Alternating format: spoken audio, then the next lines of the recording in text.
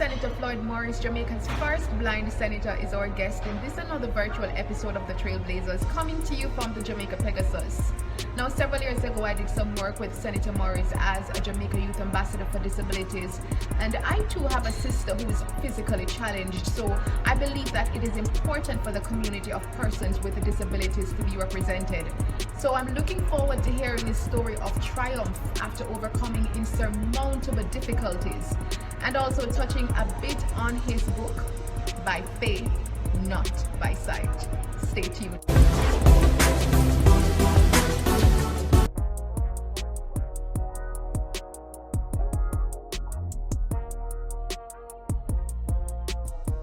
From the bowels of St. Mary to the prominent post as President of Jamaican Senate, defying all odds and creating history, is the remarkable story of Jamaica's first and to date only blind senator, Senator Dr. Floyd Morris. Senator Morris lost his sight at an early age, which negatively impacted him and saw him graduating from high school without a single subject. It was his mother who became his tower of strength, especially since his father had abandoned the family years before. He later realized how his predicament produced a purpose that was greater than he had been able to see.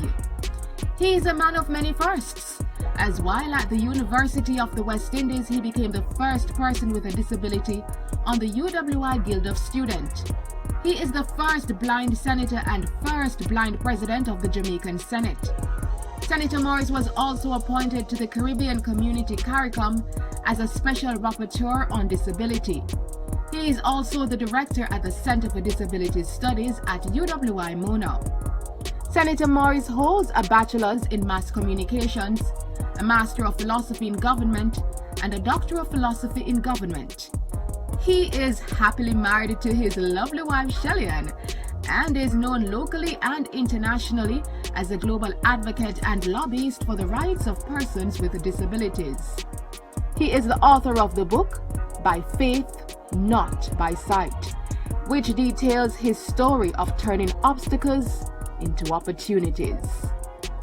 Hi, Senator Morris. It is a pleasure to have you joining us on the Trailblazers. Working with you several years ago as a youth ambassador for disabilities and just seeing your continued rise. By the way, I should say Dr. Senator Morris, because since then you have you have earned your PhD since then, or gained your PhD since then. So it's a pleasure to have you.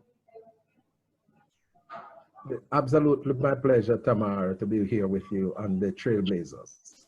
Okay, so the Trailblazers are definitely for persons like yourself who have quite a story of overcoming and, just thriving beyond their perceived, what society sees as limitations. And, let's start about your story. I mean, you were not born blind, but you ended up becoming blind.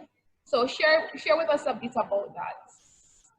Well, I was born with my full sight, and when I was attending high school, I noticed that my sight was deteriorating. I wasn't able to see the blackboard from the usual spot that I would sit in the class. And, it happened quite rapidly, so to speak, because I detected it in 1983. And by 1989, I lost the sight, and all during my period at high school, there was a sustained deterioration of the sight. And the doctors had detected glaucoma, which is a situation where the pressure builds up in the eyes and damage the optic nerves. And if the pressure is not controlled in the eyes, then it will contribute to the losing of sight. Wow. I can't imagine what that must have been like as a young boy to going through that. What was the impact initially when it happened? Well, as you said, for a young boy, that was during the primacy of my life where you would be exploring a lot of things. you would be doing what I call the boy things, playing cricket, playing football, playing marbles and all of that sort of things, you know. Yeah. I mean, I had to stop doing those things because, you know, the sight was fading rapidly, you know. So, so it had a negative impact on my boyhood development. That is so sad, but at the same time, look at where you're at today. So tell us, because you must have taken some steps, maybe it's mentally or physically. How did you make that transition then from, because you grew up in St. Mary, and then Mhm. years later you were at the Salvation Army for the blind, and then you were ended up being at University of the West Indies studying. So some persons might wonder, how did you know make those transitions? What happened?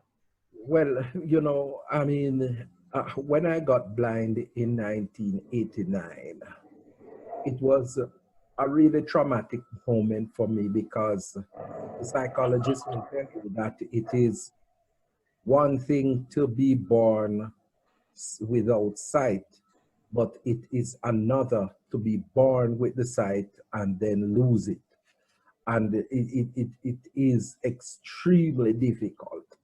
And so, you know, when I got blind, I mean, it was depressing, it was devastating, and I had to dig in my deep reserves to find a way out. And I asked myself a number of questions, you know, including, you know, where would I be when my mother makes the transition?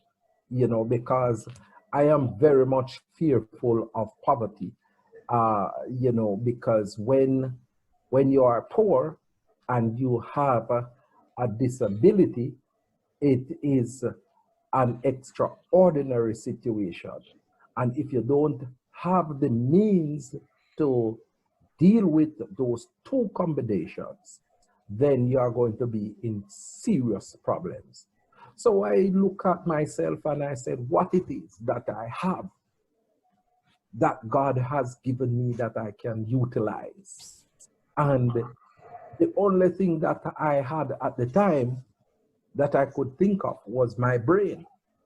I I did well in high school up to the point of my sight deteriorating. I mean, I was always in the top classes whilst I was in high school. You know, I went to St. Mary High. I was placed in 7A1.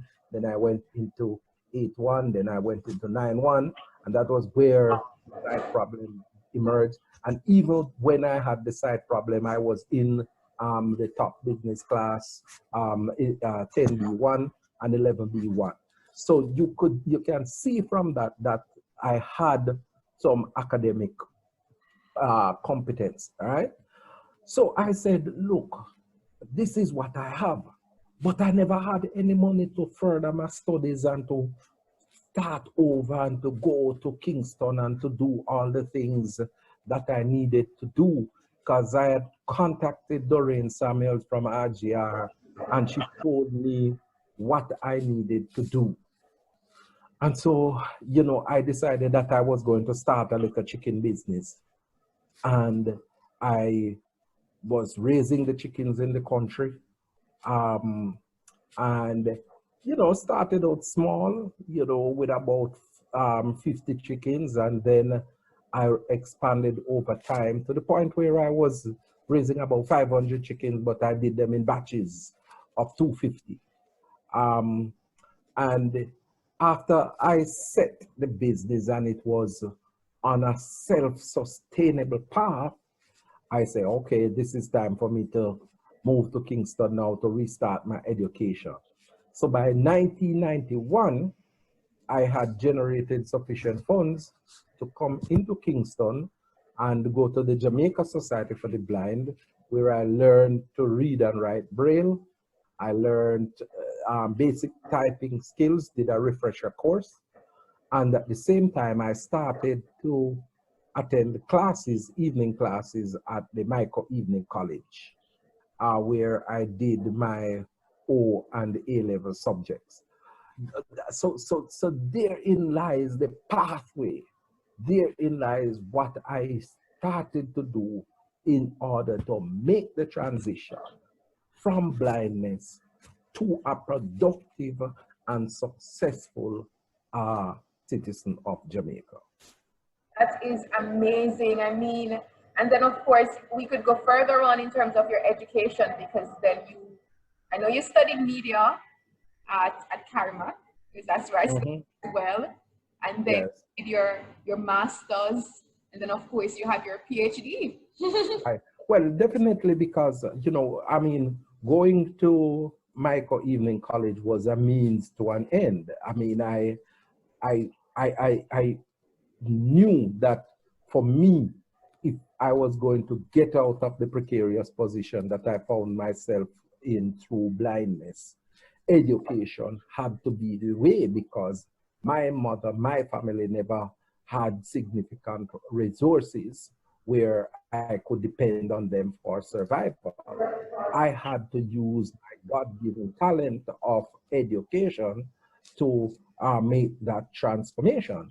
And so I went to McKayle Evening College, did my O and A level subjects in 2 years. I completed 7 subjects.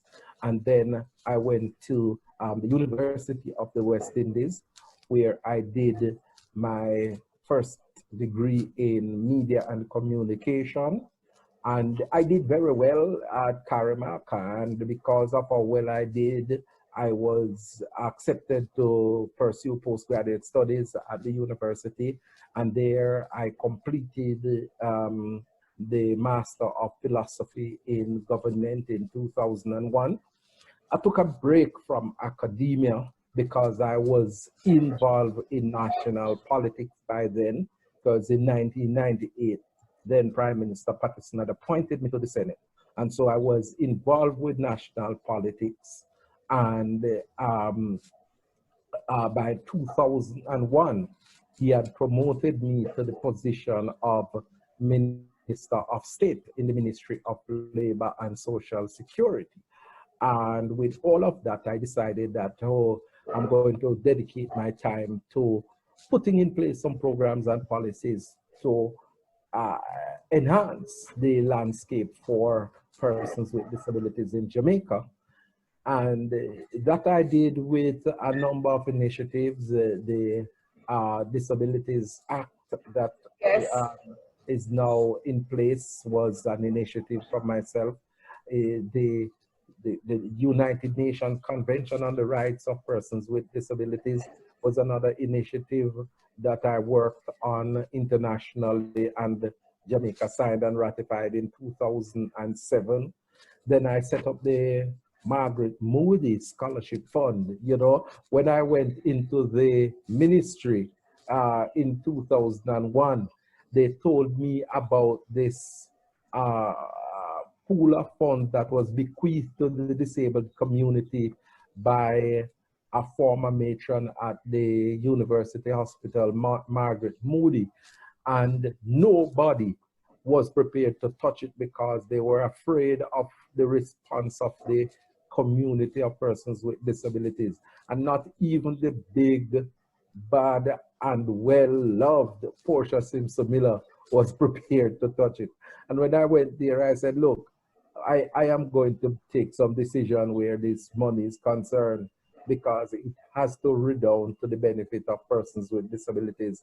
And we decided that we were going to set up a scholarship fund to provide scholarship for students with disabilities who are studying at the tertiary level, and at the same time to provide assistive aid for persons with disabilities as well.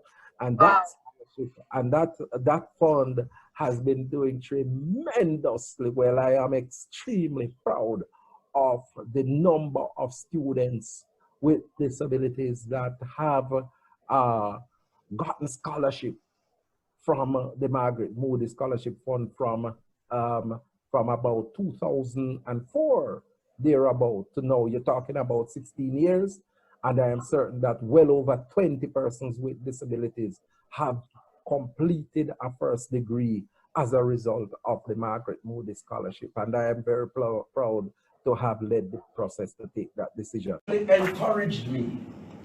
And she riveted in my head that, look, come what may, sight or not, you are going to get an education and you are going to be the best that you can be. And I want to say to every parent with a child, and particularly a child with a disability, to make sure that you give the best to that child and to encourage them to understand that whatsoever they want to accomplish in this life, whosoever they want to be in this life, they can become a success story. We are also very proud of all that you have done and are doing for the community of persons with disabilities. I myself have a sister who is physically challenged, and so I know the challenges that the community of persons with disabilities face, as you mentioned, in terms of, going through certain, struggles. So one of the things I wanted to ask you is, how important is it for advocacy, which you are doing for, for the community of persons with disabilities, and you have a sort of mental fortitude about you that not many of, a lot of them do not have, because maybe, for different situations, they feel down, they feel like giving up. So what would you want to say regarding that?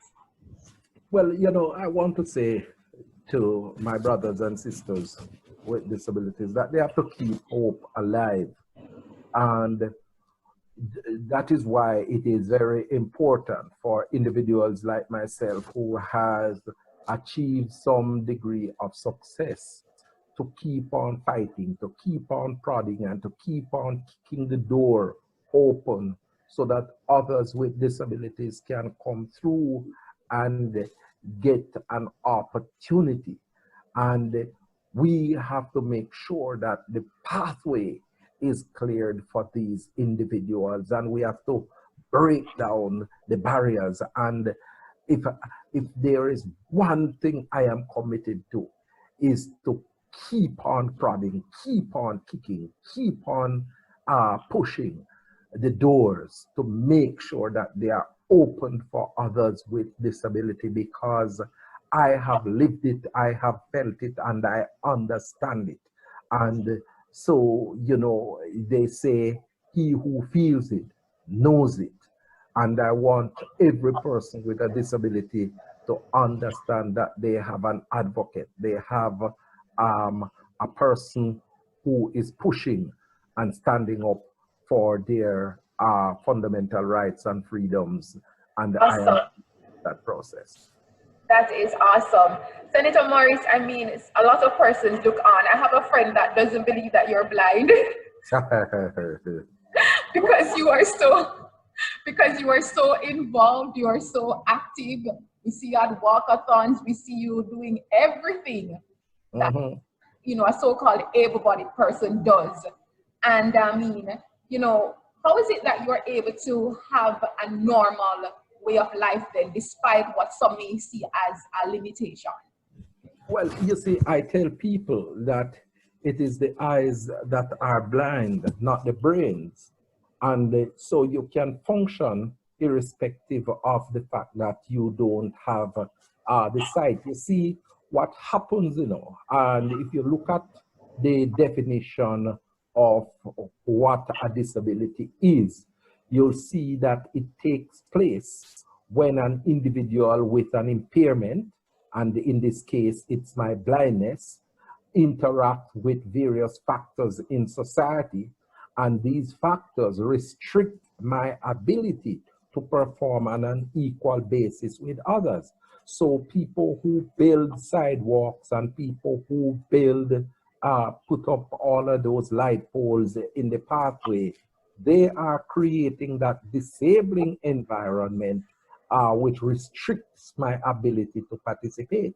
And I have looked at that and I am exploiting the loopholes in the system.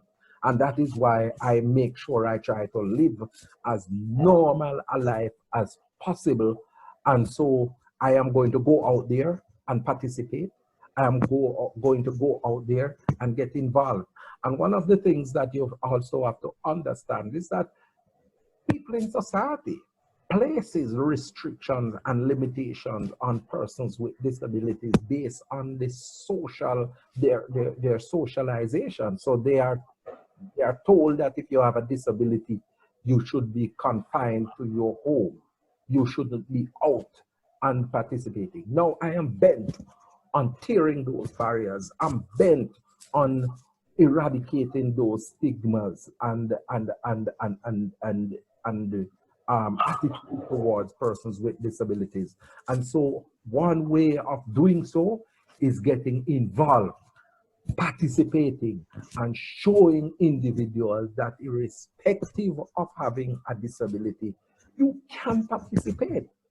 And if Floyd Morris has been able to do it, others can. And so it is for society to open the doors, open up the pathways, and allow persons with disabilities to participate, just as how we are participating. That is amazing. I have a copy of your book. I'm showing it to my viewers by faith. A wonderful read. And one of the things that struck me throughout the book is your reliance on faith, your reliance on God to guide you over these years, to guide you from where you have been to where you are now and are going. So how important is that, for persons to have that source that they can rely on and have that faith? Well, I tell people that, God is real and God is very much alive and present in the world today. And if it is that we accept and believe in him as the author and finisher of our faith, then he will cause all the promises that he has made to us to be realized, because there is one thing that is impossible for God to do, and that is to lie. And so if the scripture tells us that I can do all things through Christ who strengthens me, what it is telling me is that I need to rely on Christ for guidance, rely on Christ for support. And if I rely on Christ for guidance and support, then I can do all things. And that is why I have been able to overcome and succeed in the various things that I have accomplished to date. I have allowed Christ to be at the center of my life and to be the guiding force and the driver in the things that I do. We're winding down, just have about 2 questions, and my penultimate question to you, Dr. Morris, is as it relates to COVID-19, this pandemic and the impact. I saw a report recently that, some persons with disabilities are having an even greater challenge, as it relates to COVID. So if you want to touch on that a little bit. Well, it is that they can, in terms of strategies that they can take during this time. It is going to be extremely challenging for persons with disabilities at this time, because if you look on the global statistics, you will see that persons with disabilities are amongst the most vulnerable within our societies, and their vulnerability comes about because of the socioeconomic conditions that they are found to be found on a daily basis. So you find that, they are not employed. And, in these times, in these COVID times, you need resources to purchase food so that you can stay home and function. You need money to stock up on extra supplies of medication. Um, and if it is that you find yourself out on the road, you have to buy the additional trappings like mask and sanitizer and all of that sort of stuff. And these require resources. And persons with disabilities do not have significant any disposable income to deal with all of those things. So, you know, you find that they are very vulnerable. And this is why in any society, governments, civil society, private sector, have to pay more attention to these groups in this particular time. It is not the greedy, but the needy that has to be given priority attention. And I am making an appeal to all citizens within society to just remember persons with disabilities and to share what they have and give greater support to these individuals. Thank you so much for that. And my final question to you, Senator Morris, I remember hearing from you, I think the Salvation Army School for the Blind uses it as well, but it's a quote and it says that the worst thing is to have sight but no vision. And I think I remember hearing you saying that. How critical is that? Because it could be that you are disabled physically, but it could also be a lot of persons, some of our viewers are watching, maybe they're disabled in terms of their limitations, their mind, you know, they think that they come from a poor circumstance, maybe they've had some setbacks and they feel like they can't move forward with their lives. So how important is it to have that vision, to see beyond the current circumstance? Well, you know, I tell people that there's a fundamental difference between sight and vision, because sight is speaking to the ability to physically see, and vision is the ability for one to see ahead in the future and to work diligently towards accomplishing that vision. And I say to people that, you know, you, irrespective of the circumstances that you find yourself in, you can overcome those circumstances by having faith in God, having a belief in yourself, having a clear vision as to where it is that you want to go, and designing a deliberate and consistent strategy that is going to take you to the vision that you have for your life. And you might not accomplish the vision today, you might not accomplish the vision tomorrow, it might come 10 years down the road, but the aim is to make sure that you are consistent, that you are disciplined, and you are committed to the task. It was 1983 that I developed glaucoma, and I graduated from high school in 86 without a single academic subject. But 34 years after, I am here to testify today that I have a PhD, having graduated from high school without a single academic subject. And during that 34-year period, there were ups and downs. There were moments when I never had any money. I have gone through some tough and difficult times, right? But I stuck to my task and I held on to my God. I have been a member of the Adventist Church for close to 30 years now, and I am a firm believer in God, and I know what God has done for me in my life. Amazing. Thank you so much, Dr. Senator Morris, for sharing with us on the Trailblazers. No doubt, not only persons with disabilities, but all our viewers are inspired and empowered to have vision and to move towards their goals. Thank you so much. It's a pleasure. The pleasure is mine, Tamara, and I look forward to sharing with you anytime. Thank you.